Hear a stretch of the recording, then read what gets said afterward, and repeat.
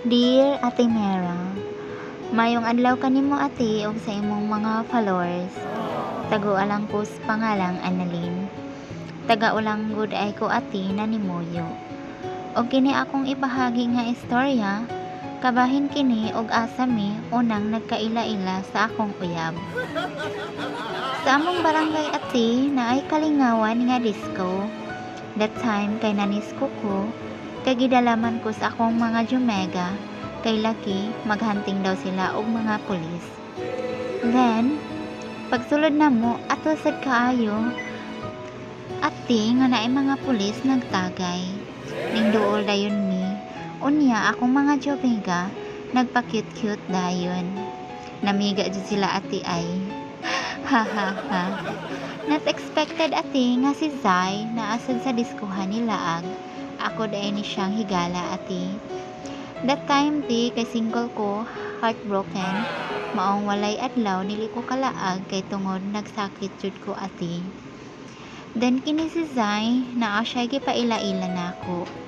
Og kini iyang gipaila-ila kay nakatagay nami kay nakajaman pud mi ani sa diskuhan. So wala pa ni formal o paila-ila sa kuha, una naming nagkaila sa diskuhan. Unya, nagkasinabot sad mi sa sayawan ati. Mo grind ko ati og spaghetti pababa ug pataas. Musabay man pud siya nako. Kay lagi puro nami nakatagay. Kusog sad kaay mo tagay ati si sir. Gipaspasan jud ang pagtuyok sa baso ati.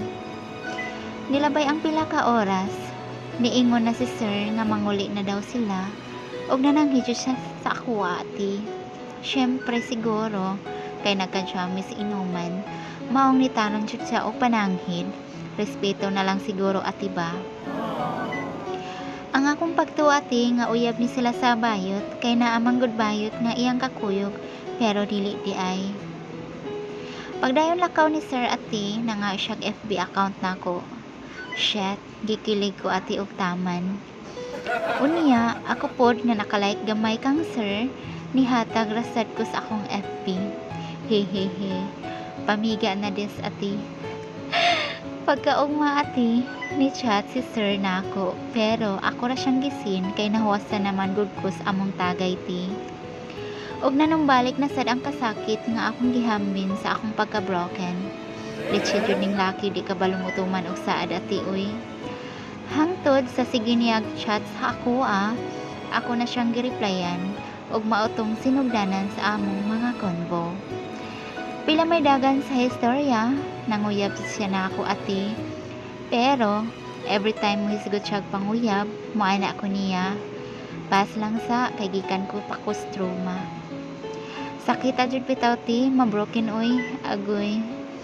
Unya, kampante na ko sa iyaha, maong akong gipang-share akong mga kasakit nga experience. Og nagtuo ko ati nga ma-discourage na siya nako. Pero wala man oy, nagsige man noon siya pangulit nako.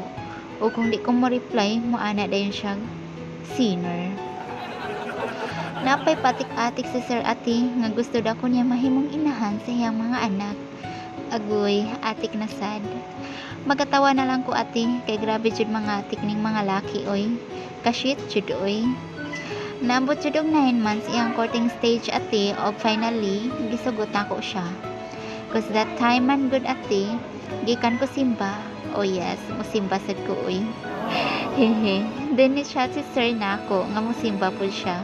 Shit, Maginoo. Pero medyo bastos pala ito ati. Haha. Joke ra bitaw.